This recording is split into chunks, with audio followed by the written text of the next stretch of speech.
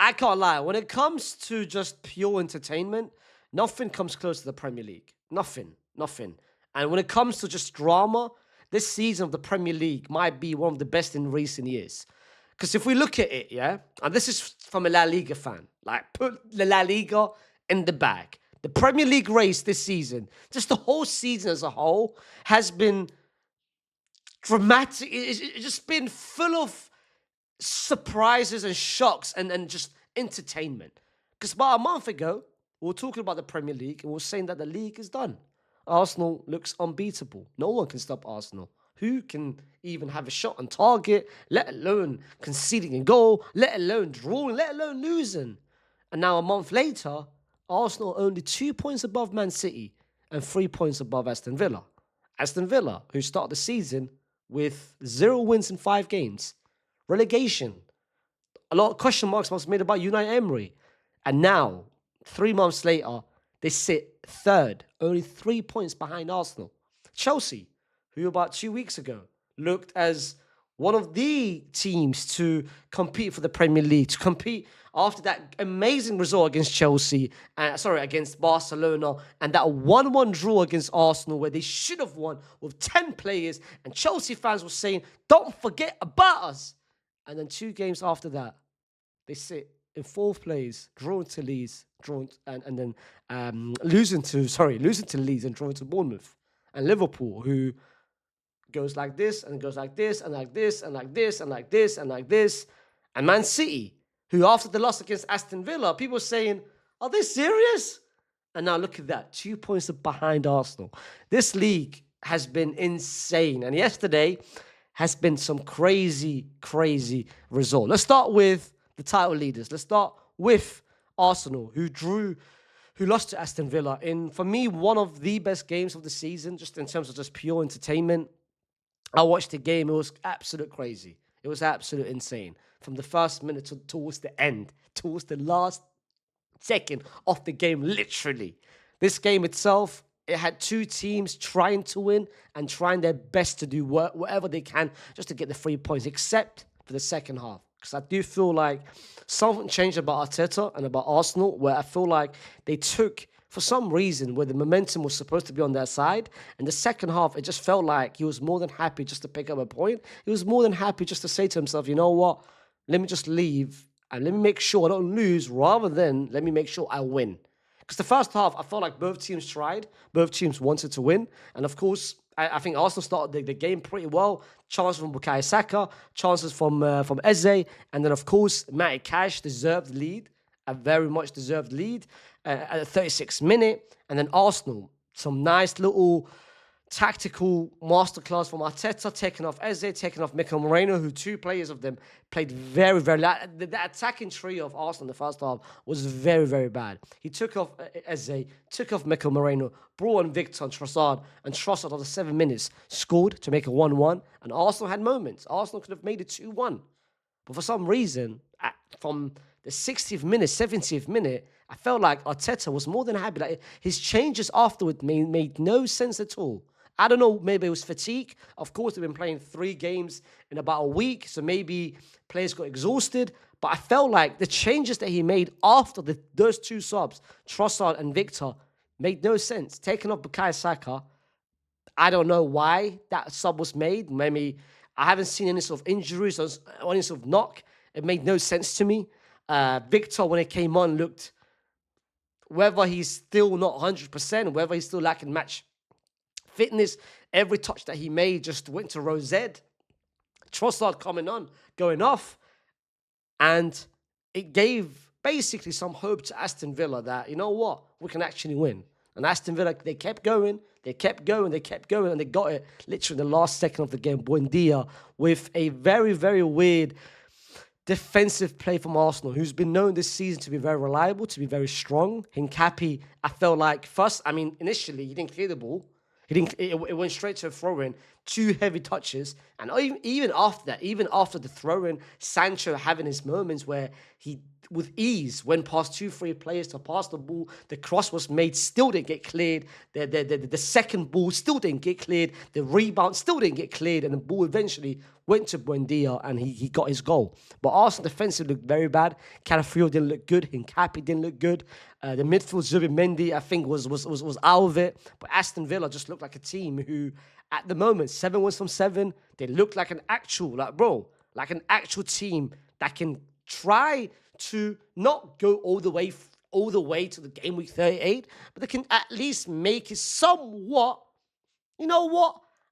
Let's bring some competition into it. Because I think some of the players which they had yesterday looked very good. The likes of Pau Torres, who's slowly getting back to that level. The likes of Tillemans, who was very good in the midfield. Aston Villa, that also deserved 3 points, and no one can question it. And now you look at it, look at the form. 5 wins from 5. 7 wins in all competition. They look like a team at the moment who can continue like this. Unai Emery, I feel like, deserves a lot of respect, a lot of flowers after what he's done, changing how the start of the season were into what it looks now. And Arteta, I feel like, I don't know what happened yesterday. The substitution made no sense. Again, you can blame on fatigue, but Aston Villa in the same predicament. They've got European football. They've got 3 games a week. So why did they play with like 2-3 gears above and you didn't? That's the question. Then you look at Man City, who, after their not too disappointing results, but I think the game against Leeds, you could have done way better. Like, you can start with the Newcastle game. Like, those 3 games put a lot of perspective into City. Newcastle, you got absolutely beaten by it. They got absolutely dominated by it. Then the game against Leeds, 2-0 up, you let that slip away. And then the Fulham game, you let that slip away. So a lot of question marks made about this game, whether Man City can this time around be consistent, be reliable defensively, actually hold a lead and make it comfortable, make it easy for them against a very difficult side in Sunderland. Sunderland who has been very good recently, especially away from home, the likes of going to Stamford Bridge, going to Anfield, picking up a draw. But Man City looked very convincing. Looked very, very convincing throughout the whole game. Sunderland had moments, especially in the second half, where they hit the post. Donnarumma made 2 massive saves, but roughly, if you look at it from a general standpoint, Man City, that was if we take into account the last 3 games, this was by far the most comfortable result, and this is without Haaland even scoring a goal. So this is what makes it convincing that you're able to be one of the difficult sides, one of the teams who's done well this season without Haaland scoring, which was a massive issue start of the season. Phil Foden is now reminding everyone that, last season was just an off season. It was just a one-off. Look what he's done the last 3 games. The last 3 games, he's been Man City's best player. By far. Like, the goals that he's coming, the impact that's coming, like, just the form that he's playing at the moment, the quality that he's bringing on to the pitch is just second to none. Ryan Cherky having his best game, in my opinion, for Man City. Look at that Rabona assist. Other moments, he should have scored towards the end. That was his moment, but like City, even defensively, Ruben Dias coming in with goals, Guardiola coming in with goals. I thought defensively, there's still a lot of improvement to be made about Man City defensively, and I feel like any team can hurt them defensively, especially on either the left flank or the right flank. Hence the reason why I'm looking forward to see at Real Madrid. But going forward, they are very, very scary. They've got a lot of options, a lot of ways to and how to beat you. Like with Jerry Doku, with his pace and his impact, full forward, now becoming the player that he was 2 years ago. Ryan Cherky getting involved, and then of course the man himself hiding up front. Like, this was a very, very comfortable win for Man City. Then you've got Chelsea, who, why and how? Why can't you win the smaller games? Like, what happens to you? Why is it that the big games you get all excited, you come too early, fam? Bro, like keep your learning in the smaller games. Like, you get too excited. Of course, Enzo Maresca, no one is going to question what he does in the big games because he does it better than anyone else. I think his big game, tactically speaking, he's very, very elite. He's very, very good. And he sets up his team in the perfect way. But the smaller, I don't know whether it's himself or maybe the players just being complacent, thinking that the game is over. You're going up against a team in Bournemouth who hasn't won in the last 5 games. The fact that they've got 3 losses. This should be a game which you can win. This isn't a difficult game on paper. Especially, yes, Bournemouth is a difficult side. I'm not taking anything away from Bournemouth, but Bournemouth are on very low confidence. The players are not playing well. This is your moment just to make it even worse for Bournemouth. Yet you start the game very poorly. They scored, which got disallowed, and they continued to create. Cole Palmer, you could tell he wasn't healthy. You could tell he wasn't fit. Of course, got taken off. But even the second half, like the likes of Liam Delap, who till today, like I said it a couple of weeks ago, that he needs to improve, but no one seems to criticize him. He seems to be immune of criticism. But if this was Nico Jackson performing the same way he's performing, look at the abuse that he was getting. But Liam Delap apparently is all immune to all sort of criticism. People telling me, give him time. Give him time. But you guys were so quickly to judge Nico Jackson after a couple of games in his first season. So I don't know where the consistency is. But for Chelsea as a whole, it just looked bad. But maybe it begs the question. Is Caicedo the most important player for Chelsea? Is it Cole Palmer or is it Caicedo? Cole Palmer had moments in the second half where, even the first half, where he should have shot. There was one moment where I felt like the shot was there for you, but he didn't shoot. Decided to pass it. Again, the moments was there for Cole Palmer, but it wasn't. Of course, he's not 100%, so I'm not judging Cole Palmer. Rob Sanchez made some crucial save. Like this game, really and truly, Bournemouth should have won this game. Bournemouth should have won this game, but this is my point about Chelsea, where the game right there against Arsenal, where you picked up a draw, you were supposed to now compete with him. You were supposed to now, you're 6 points behind him. You're supposed now to compete with him. You didn't take advantage of this.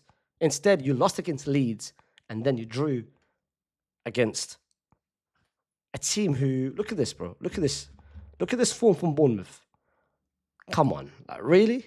Really? And then you've got Liverpool, who, before I get to Liverpool, actually, Spurs, I feel like had a massive win. Very, very important win for Spurs. I feel like this is the most important win. And I watched the extended highlights, and everyone got involved. Xavi Simons got involved.